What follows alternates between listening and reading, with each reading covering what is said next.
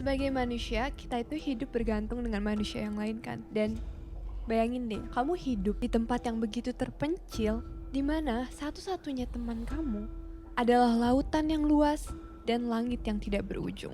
Di tempat itu, tidak ada tetangga atau orang lain yang bisa kamu minta bantuan di saat kamu membutuhkan. Bahkan, tak ada jalan menuju dunia luar. Itulah bagaimana kehidupan para penjaga mercusuar di masa lalu. Mereka bertugas menjaga dan menyalakan api, memberikan cahaya sebagai penunjuk arah bagi kapal-kapal yang berlayar di malam hari. Namun, di balik cahaya yang mereka jaga, tersembunyi kisah-kisah tentang kesendirian, kegilaan, dan kematian.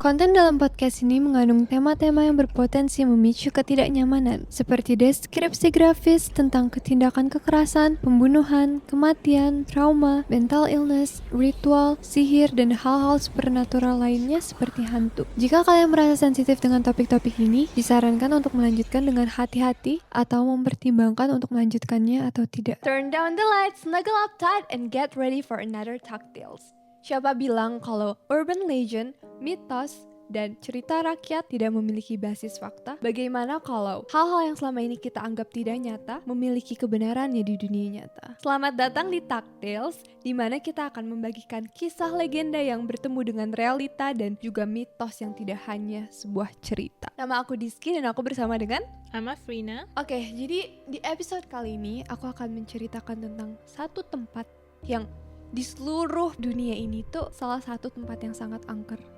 Dan dimanapun lokasinya, dimanapun negaranya, dia itu selalu menjadi tempat yang angker. Kayak kuburan, kayak rumah hantu, rumah kosong. Ya, karena dibalik itu semua banyak penderitaan yang terjadi, kekelaman yang dirasakan oleh para petugas mercusuar, yang membuat tempat ini menjadi salah satu tempat yang angker. Banyak orang yang bilang kalau mereka mendengar suara-suara yang aneh yang tidak bisa dijelaskan. Melihat arwah tugas yang dahulu hidup, kini mereka tidak kasat mata tapi bergentayangan. Benda-benda yang bergerak sendiri. Dan bahkan ada sosok yang mencoba untuk melukai mereka, mencoba untuk merenggut nyawa mereka.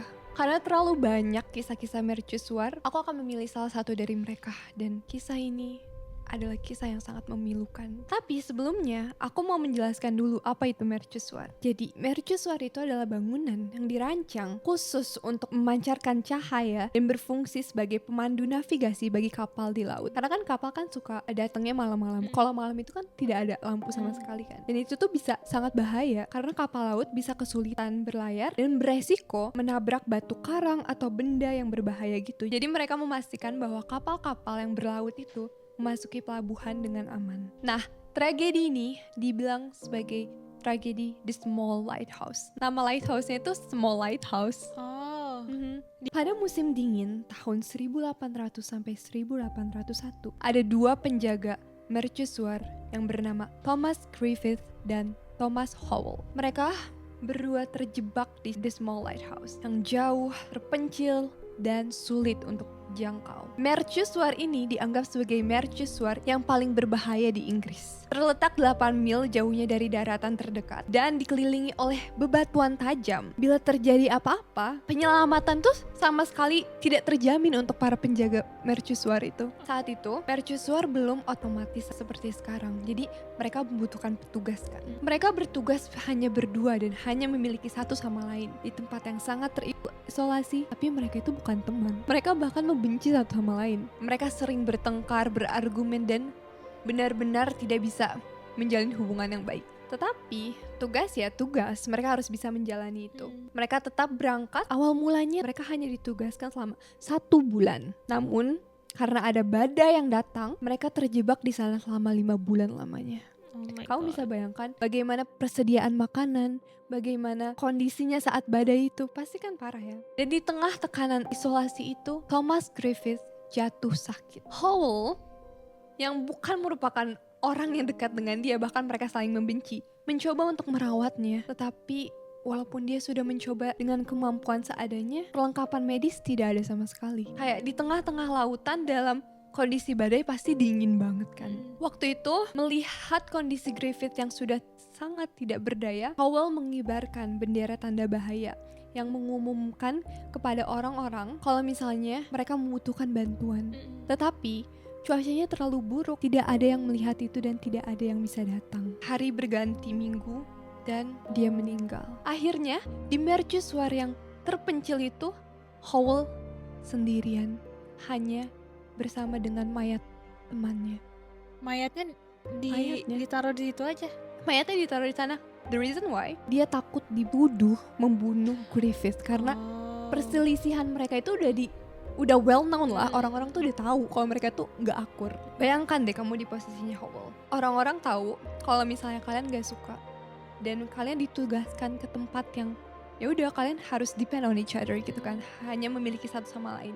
Salah satunya meninggal, kecurigaannya pasti jatuh ke si Howell ini.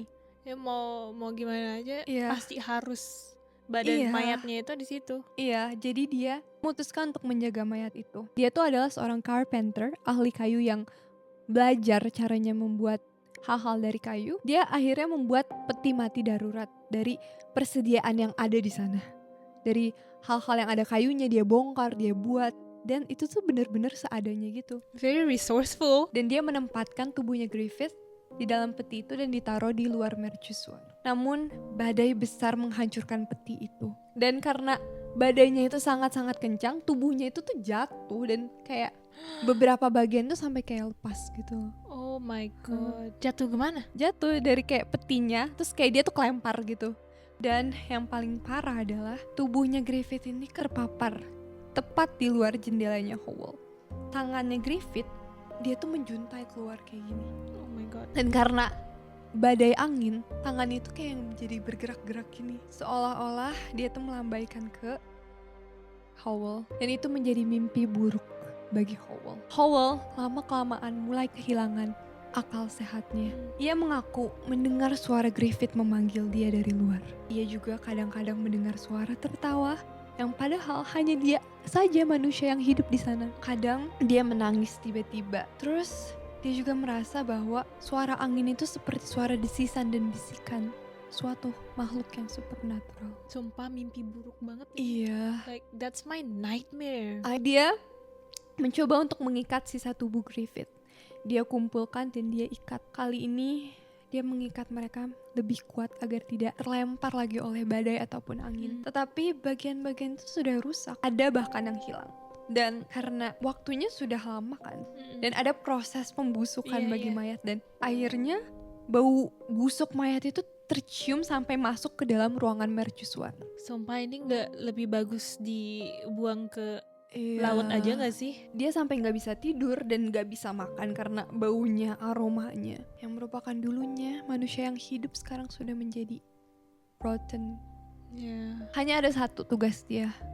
Dia mencoba untuk selalu menyalakan lampu dari mercusuar. Bukan karena itu tugasnya sebagai petugas mercusuar, tapi karena dia takut kalau lampunya padam, arwah Griffith akan datang menghantuinya. Banyak kapal-kapal yang mencoba untuk meraih tempat mereka. Karena udah lama gitu kan waktunya, mereka juga khawatir dan memberikan bantuan, tapi tidak bisa disalurkan. Mereka tuh terhenti sama badai, jadi kayak kapalnya tuh gak bisa sampai melabuh ke sana. Dan setelah beberapa minggu, beberapa kapal yang sudah dikirim namun tidak berhasil untuk menggapai lokasi mereka, akhirnya ada satu kapal yang akhirnya berhasil mendekat. Namun mereka masih saja terhalangi oleh badai. Tapi karena mereka sudah mendekat, mereka bisa melihat dari jarak itu kalau mereka melihat ada seseorang di mercusuar itu yang melambaikan tangan ke mereka.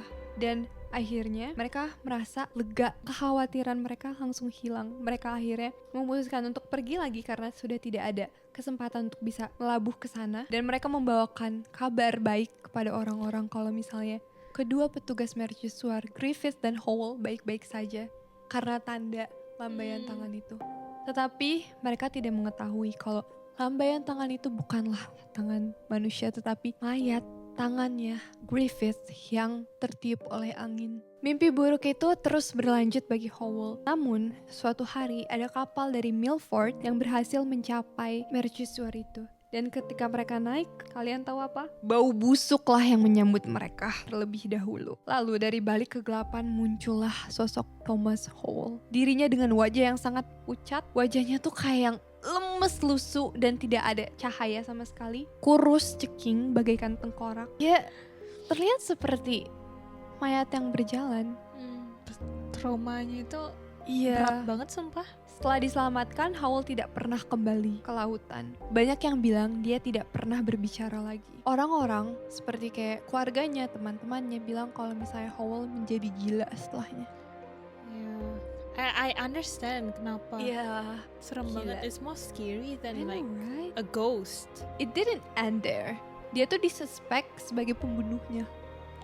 Orang-orang tuh kayak skeptis sama cerita si Howell. Kayak bayangin kamu ada di posisi mentally yang kayak gitu, diinterogasi, ditanya-tanya, orang-orang masih nggak mau percaya. Padahal kayak dengan dia bercerita aja dia sudah membuka lukanya gitu kan. Iya. Kayak anjir aku nggak bisa ngebayangin.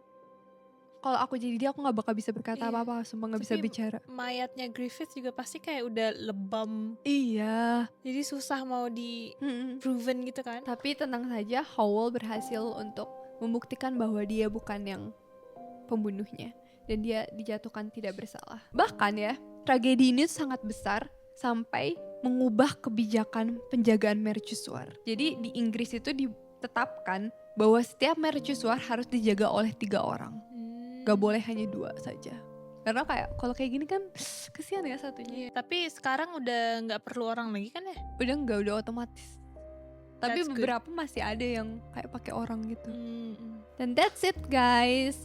Kalau kalian suka dengan cerita-cerita seperti ini tentang sejarah kelam di masa lalu, hal-hal misterius yang belum terpecahkan, cerita tentang horor, urban legend, dan hantu-hantu, kalian bisa nonton podcast kita Taktil setiap hari Selasa dan Jumat di YouTube dan Spotify ya guys. Sekian dari kami, terima kasih. Bye!